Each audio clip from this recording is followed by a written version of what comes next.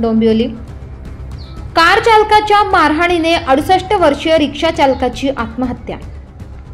डोंबिवलीतील मोठा गाव परिसरात रिक्षा आणि कारमध्ये धडक झाली। यात कारचे नुकसान झाले।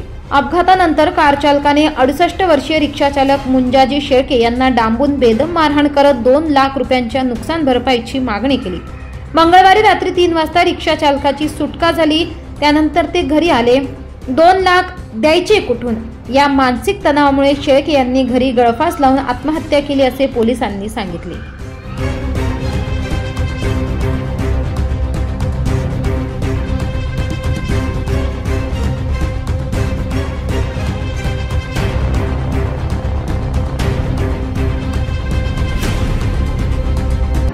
आज सकाळच्या सुमारास श्रीमती ज्योती सुनील शेळके यांनी पोलीस स्टेशनला विष्णुनगर पोलीस स्टेशनला येऊन तक्रार दिली की त्यांचे सासरे पुंजाजी भागोजी शेळके वय 67 वर्ष धंदा रिक्षा चालक हे काल रात्री 9:30 वाजताच्या सुमारास मोठागाव या परिसरातून रोडवर जात असताना त्यांचा आकाश म्हात्रे नावाच्या कार चालकाबरोबर वाद झाला।